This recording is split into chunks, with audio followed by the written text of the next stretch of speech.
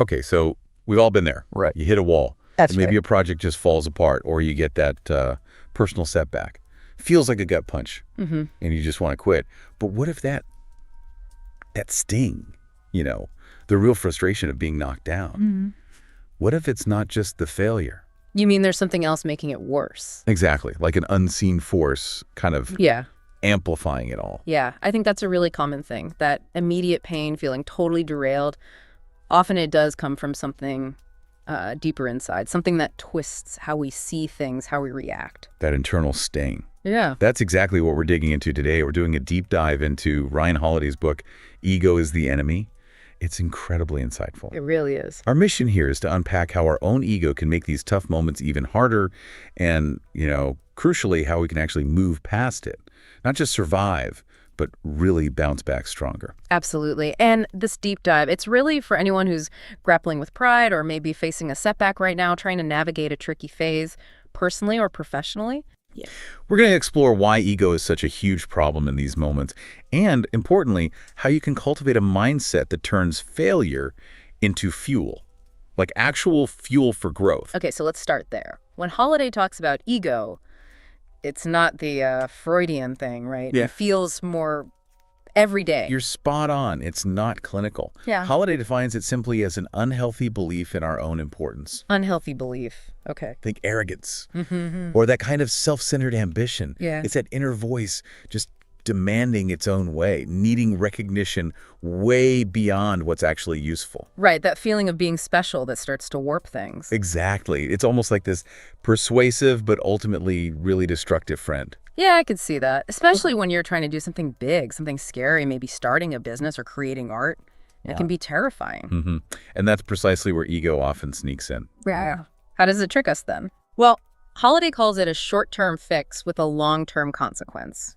When you feel that fear, ego steps in to soothe it. It pushes out rational thought and replaces it with bluster and self-absorption. It basically tells you exactly what your scared self wants to hear in that moment. So it feels good temporarily, but sets you up for a fall. Precisely. It's a deceptive comfort. Makes you feel secure while actually leading you down the wrong path. And then, inevitably, things go wrong sometimes. And that's when ego really gets nasty. Holiday says it adds self-injury to every injury you experience. That's such a powerful way to put it. Instead of, learning from the mistake, ego just screams, this isn't worth it, this isn't fair. It's their fault. Right. It pushes the blame outwards. Totally. It stops us from looking inward, from actually figuring out what happened and how to improve. You see this pattern in some, spectacular flameouts, like Howard Hughes. Oh, yeah. Hughes is a fascinating, if tragic, example. Here's this guy, a genius in mechanics, a brave pilot, visionary businessman.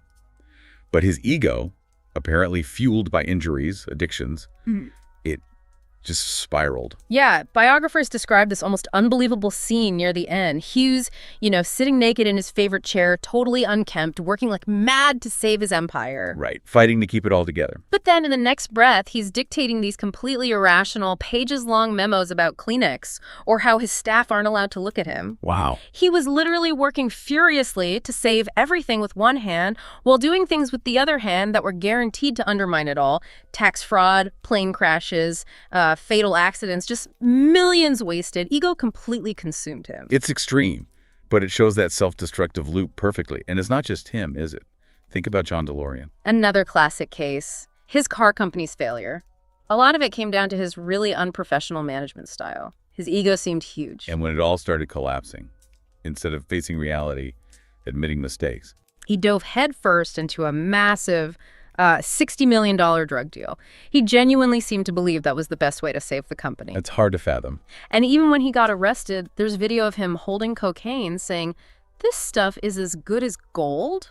The level of self-delusion driven by ego, it's just staggering. So if I'm getting this right, the core problem when our identity gets totally wrapped up in our work is this deep fear fear of taking responsibility. Yeah, I think that's a huge part of it. And that fuels the sunk cost fallacy, right? Where you just keep throwing good money after bad because you can't admit you were wrong. Exactly. You've invested so much time, energy, reputation that your ego refuses to let go, even when it's clearly failing, and it just makes everything worse. Okay, so recognizing that trap is one thing.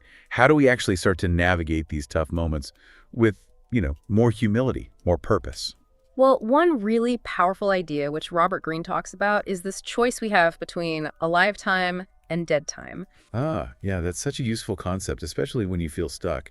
Explain that a bit. So dead time is basically when you're just passively waiting, maybe feeling like things are totally out of your control, just enduring. Like being stuck in traffic or on hold. Right. Or maybe something bigger, like waiting out a contract or being in a job you dislike. Alive time, though, is the opposite. It's when you actively choose to learn, to act, to use every second, even when the situation itself is adverse or out of your control. It's about reclaiming your agency, even within constraints. Exactly. And the classic example is Malcolm X in prison. Right. That could have been the ultimate dead time, literal confinement. But he transformed it. He taught himself to read by painstakingly copying the entire dictionary from the prison library. He devoured books on history, philosophy, sociology. Didn't he call books his alma mater? He did. And he said he'd never been so truly free in his life as he was then, despite being incarcerated. He turned confinement into this period of intense growth. That's incredible. It really shows the power of mindset. So the question for you listening is, what's your dead time right now? Maybe it's a boring class. Maybe it's that long commute. Maybe it's a difficult personal situation where you feel powerless. How are you going to choose to use it? Are you going to let it be passive waiting? Or are you going to make it a live time? Find ways to learn, to grow, to prepare for what's next? That's a really challenging but empowering question. Okay, so building on that, there's another great strategy from Bill Walsh, the legendary 49ers coach. Yeah, the standard of performance. Incredible turnaround story there. Took the team from, 214? Yeah. Just off the winning the Super Bowl in 3 years. But he didn't start by talking about winning the Super Bowl. No, not at all. He refused to get caught up in those grand visions, especially after such a terrible season. Instead, he focused obsessively on his standard of performance. Which meant? It meant knowing exactly what should be done, when, how. Every single detail mattered. 30 different drills for offensive linemen. Coaches had to wear ties.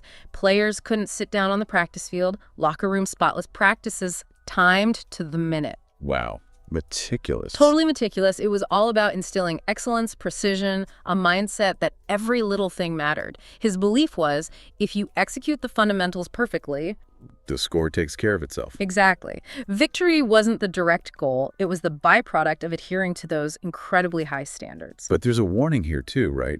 About what happens after success. Yes, crucially. After they won their first Super Bowl, the 49ers actually had a slump the next season. Why? Holiday points out it's because the players started prematurely crediting themselves. Yeah. Ego crept in. They felt they'd arrived, and they slackened the effort and standards.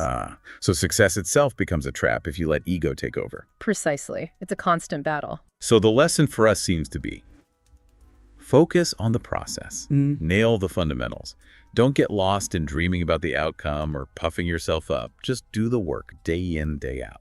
And the results will likely follow.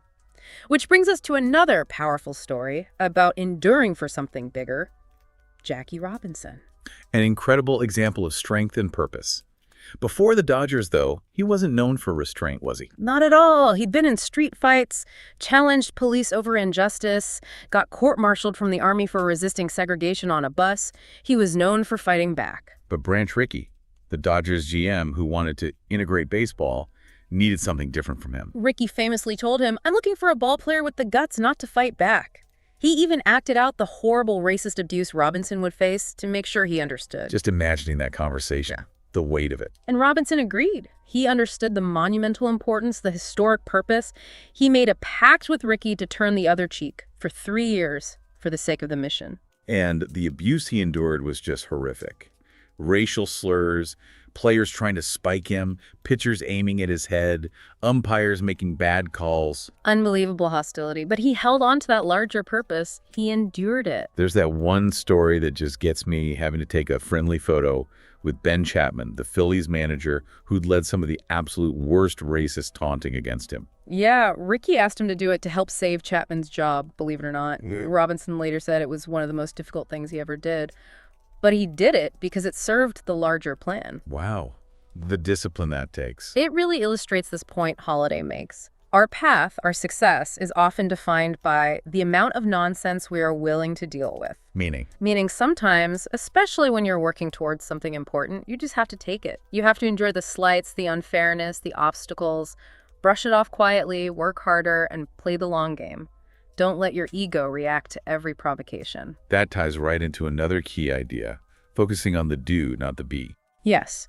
John Boyd, this brilliant but little-known military strategist, used to offer his protégés this really stark choice. What was the choice? He'd say, look, you have a fork in the road. You can choose to be somebody. That means playing the game, chasing promotions, getting your name out there, joining the club, making compromises. Or you can choose to do something. That means focusing on making a real difference, staying true to your work and your principles, even if it means you don't get the external rewards, the recognition, the fancy titles. And Boyd himself chose doing, right? Absolutely. He revolutionized modern warfare with his theories, but he never published books, rarely talked to the media, never got promoted above colonel. He lived the do-something path. It reminds me of General George Marshall during World War II. Another perfect example. He was Army Chief of Staff, basically running the whole U.S. war effort for FDR. Immense responsibility. But he wasn't focused on his own glory or comfort. Not at all. He prioritized order and responsibility. He understood that leadership requires setting ego aside, focusing purely on the task. He famously turned down the command of D-Day, the most prestigious field command, saying something like, "My wishes have nothing to do with the matter. It had to be Eisenhower." Incredible selflessness. He let others get the medals, the headlines, didn't even care to see his own portrait hung. He was purely focused on doing what needed to be done. So it really seems like when you shift focus from making yourself feel important to getting the important work done, that's where true impact lies. Exactly. It's about being absorbed in the work, not just being seen doing the work. And that connects to needing to be a constant learner, right? A perpetual student. Definitely. The MMA pioneer Frank Shamrock had this great system he called plus, minus, and equal. How did that work? Simple, but powerful. You need someone better than you to learn from. That's the plus. You need someone not as good as you that you can teach. The minus teaching solidifies your own understanding. And you need someone at your level to challenge you, to push you. The equal. So it builds in constant feedback and humility. Exactly. Shamrock said it purges out the ego that puffs us up. He always saw himself as a student. False ideas about yourself destroy you, he said. It's so true.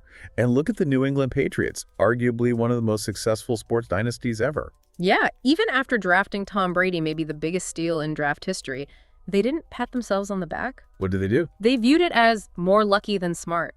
And they apparently kept a photo of a failed draft pick, some bust, on a desk in the facility. Seriously? Well, as a constant reminder, you're not as good as you think. You don't have it all figured out.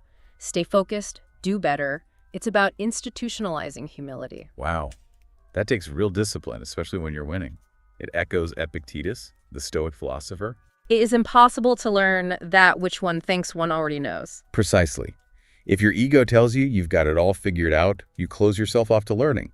Especially after a setback, humility is key to actually absorbing the lesson. Which brings us to maybe one last critical point about ego, particularly in success that leads to failure: the disease of me. That's Pat Riley's term, the famous basketball coach. Yeah, he observed that championship teams often fall apart after winning, and he called it the disease of me. What does that look like? It's when players start calculating their own importance, chests swell, frustrations emerge, egos appear. Suddenly it's about individual stats, contracts, playing time, recognition. Instead of the team. Exactly. The bonds fracture. Everyone starts looking out for number one, and the collective purpose gets lost. The antidote seems to be that General Marshall example again, someone who just never seemed to think about himself. Right. He kept his focus entirely on the mission, on the collective effort. It wasn't about Marshall. It was about winning the war. There's that great quote from the soccer coach, Tony Adams. Oh, yeah. Play for the name on the front of the jersey. And they'll remember the name on the back. Such a powerful encapsulation. Focus on the collective, the team, the larger purpose, and individual recognition often takes care of itself. But if you chase the recognition first, You often undermine both, especially in tough times. Focusing on us instead of me seems crucial. it shifts your whole perspective away from self-pity or ego defense towards contribution and shared struggle. Okay, so wrapping this up, this deep dive into ego, is the enemy really hammers home the ego is this huge adversary, particularly when we fail or face setbacks. Yeah, but it's not like some unbeatable monster, right? It's something we can manage. We have the power to direct it. Through what? Humility? Humility, yeah. Committing to the effort, the process, like Walsh. Focusing on a purpose bigger than ourselves, like Robinson or Marshall. Being that perpetual student, like Shamrock advocated. It's about actively choosing those things over ego's demands. Exactly. And that's how you transform those crushing setbacks, those failures, into real opportunities. Opportunities for profound growth. It really reframes failure, doesn't it? Yeah. Not as an endpoint, but as feedback. If you can keep the ego out of the way enough to hear it. Which leads to this final thought. Yeah. Martin Luther King Jr. talked about the Civil War within all of our lives. And there's that metaphor, I think, from a philosopher about needing to sweep the floor every single day.